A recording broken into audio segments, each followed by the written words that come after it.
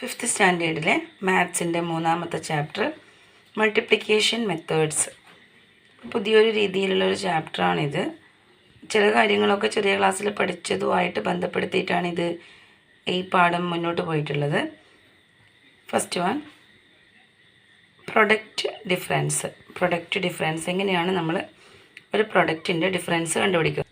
അതിൻ്റെ കൂടെ തന്നെ നമ്മൾ രണ്ട് പ്രൊഡക്റ്റ് കണ്ടു കഴിഞ്ഞാൽ, രണ്ട് സംഖ്യകൾ കണ്ടു കഴിഞ്ഞാൽ നമ്മൾ എങ്ങനെയാണ് അതിൽ ഏതാണ് വലുത് ഏതാണ് ചെറുത് എന്ന് പറയാൻ പറ്റുക.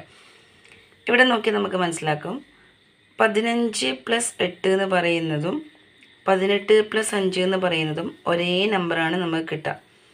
15 + 8 എന്ന് പറഞ്ഞാൽ 10 + 5, അതായത് 15ൻ്റെ എക്സ്പാൻഷൻ ഫോമാണ് ഇത് 10 + 5 എന്ന് പറയുന്നത്.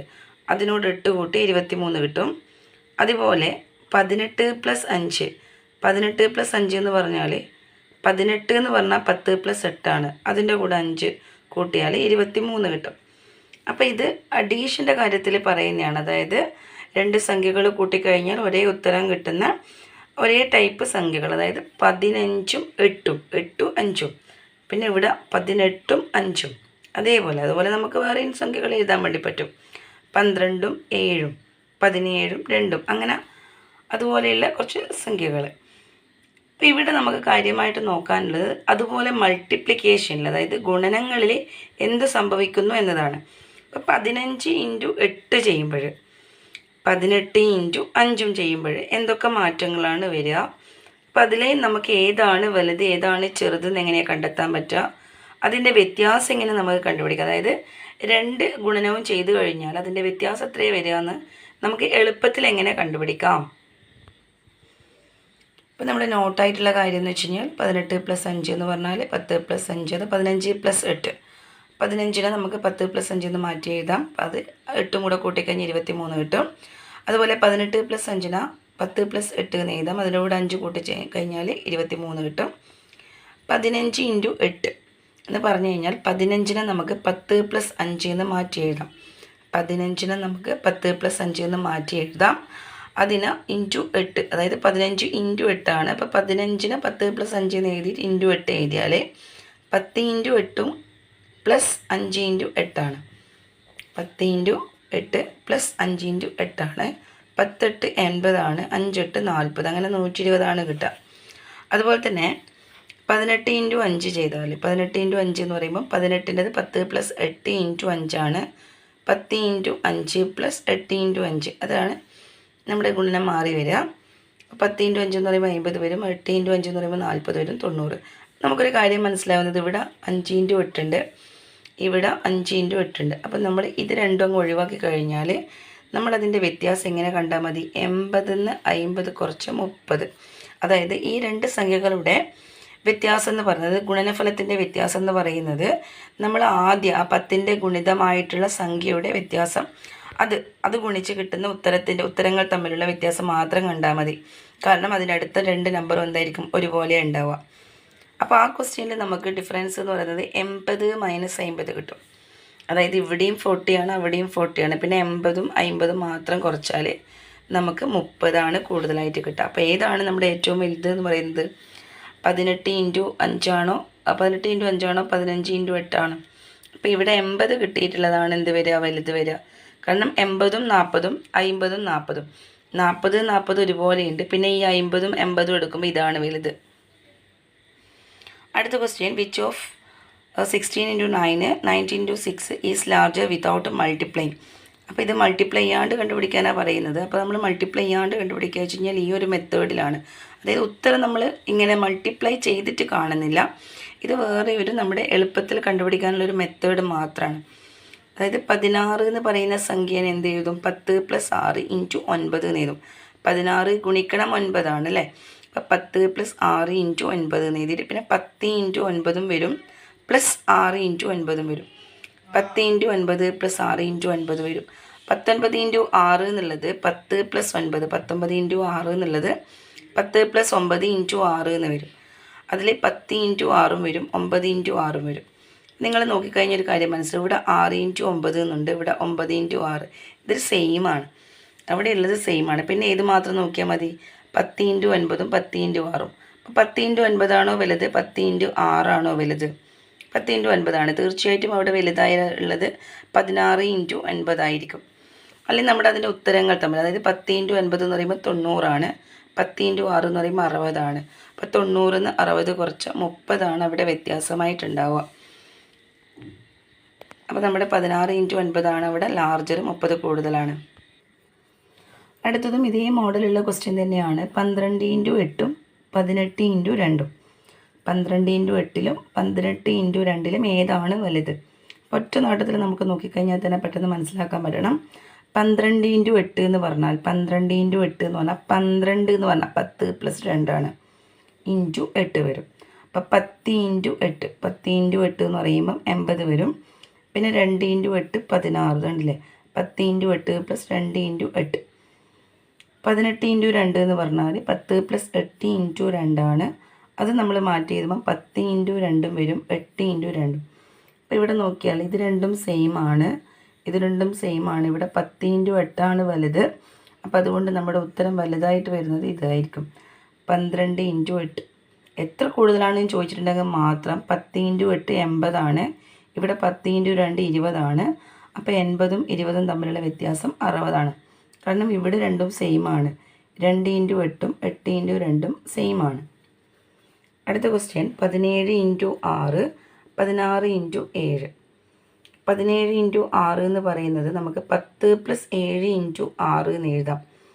17 ഇൻറ്റു 6 എന്ന് പറയുന്നത് 10 പ്ലസ് 7, 17ന് 10 കൂട്ടണം എഴുതാലോ, ഗുണിക്കണം 6 എന്ന് എഴുതി കഴിഞ്ഞാൽ പിന്നെ 10 ഗുണിക്കണം 6ഉം വരും, 7 ഗുണിക്കണം 6ഉം വരും.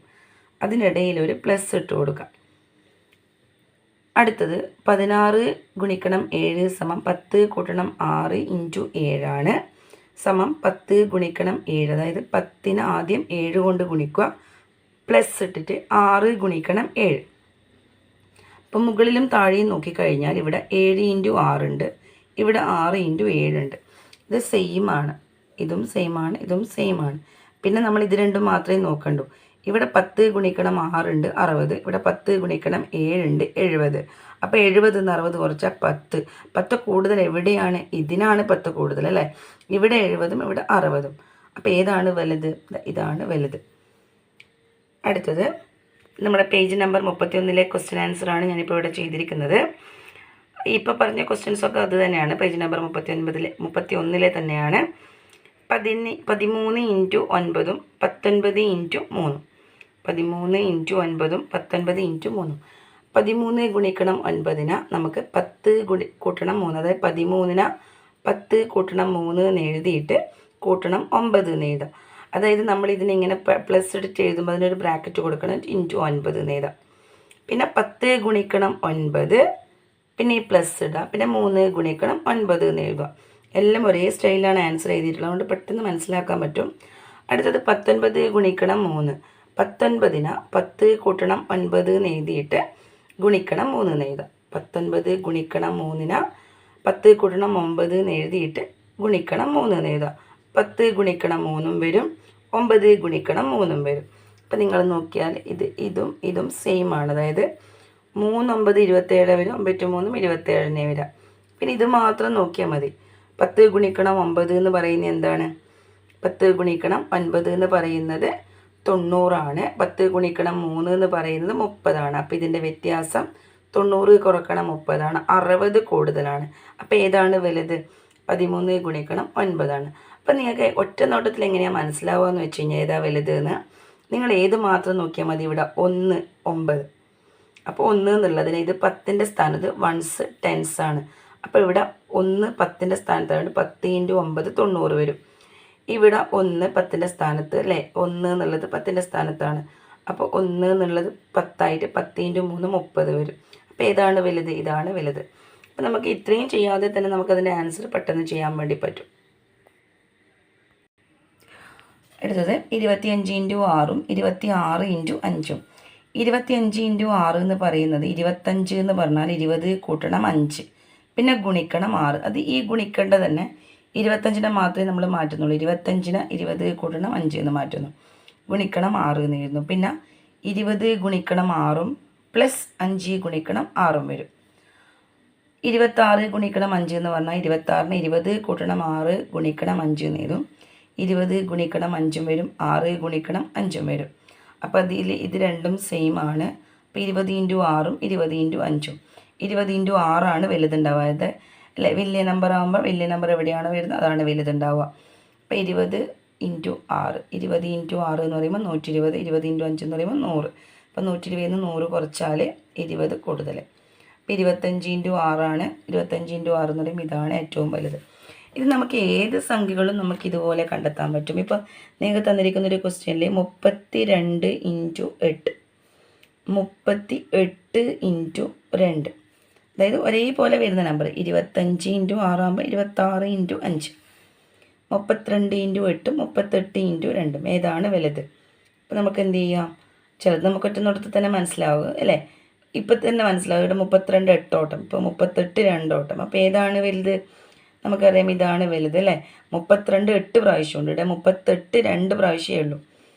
ഇനി അല്ലെങ്കിൽ ഇവിടെ 3 10ൻ്റെ സ്ഥാനത്താണ്. അപ്പം 30 × 8 240, 30 × 2 60. ഇവിടെ 3 10ൻ്റെ സ്ഥാനം 30 30 + 8 അല്ലേ 30. അപ്പം 30 × 2 60ഉം 30 × 8 240. അപ്പോൾ കൂടുതലുള്ളത് ഏതാണ്? നമ്മൾ ഇതാണ് വലുത് വരിക. ഇനി നമ്മളതിന് സ്റ്റെപ്പ് എങ്ങനെയാണെന്ന് വെച്ച് കഴിഞ്ഞാൽ 32ന് 30 കൂട്ടണം 2 എന്ന് എഴുതും. എന്നിട്ട് ഗുണിക്കണം, ഏത്? ഈ ഗുണിക്കണം, പിന്നെ 8 എന്ന് എഴുതും. അതിനുശേഷം ആദ്യം ഇതും ഗുണിക്കും. അതായത് 30 × 8 ചെയ്തിട്ട് പ്ലസ് ഇട്ടിട്ട് പിന്നെ ഈ 2 × 8 എഴുതും. 2 × 8 എഴുതും. അടുത്തത് 38 × 2ന് നമുക്ക് 30 + 8 × 2 എന്നാണ് എഴുതുക. അതും ഇതുപോലെ തന്നെ 30 × 2 ആദ്യം ചെയ്യുക. അപ്പോൾ 30 × 2 + 8 × 2. ഇത് കണ്ടോ? ഇത് 8 × 2, ഇത് 2 × 8ഉം 8 × 2, ഇത് രണ്ടും സെയിം ആണ്. പിന്നെ നമ്മൾ ഇത് മാത്രം നോക്കിയത് 30 × 8 ആണോ വലുത്, 30 × 2 ആണോ വലുത്? 30 × 8 ആണ്. ഇനി അതിൻ്റെ വ്യത്യാസം ചോദിച്ചിട്ടുണ്ടെങ്കിൽ മാത്രം 3 × 8 എന്ന് പറഞ്ഞാൽ 24ആണ്. 8 24, പിന്നെ ഒരു 0 ഇട്ട് കൊടുക്കുക, കുറക്കണം. 3 2 6 60. അപ്പോൾ 240 60 കുറച്ചാൽ 180. അപ്പോൾ 180 ഇവിടുത്തെ ഈ രണ്ട് സംഖ്യകളുടെ ഗുണനഫലങ്ങൾ തമ്മിലുള്ള വ്യത്യാസം. നമുക്ക് ഏറ്റവും വലുത് ആരെയാണ് കിട്ടിയത്? ഏറ്റവും വലുത് 32 × 8 ഈസ് ലാർജർ. അപ്പോൾ ഇതാണ് ഏറ്റവും വലുതായിട്ടുള്ളത്. അപ്പോൾ ഇന്നത്തെ ക്ലാസ് എല്ലാവർക്കും ഇഷ്ടമായെന്ന് കരുതുന്നു. ഇഷ്ടമായെങ്കിൽ ഒരു ലൈക്ക് കൊടുക്കുക, കമൻറ്റ് ചെയ്യാൻ മറക്കല്ലൊക്കെ. ബായ്.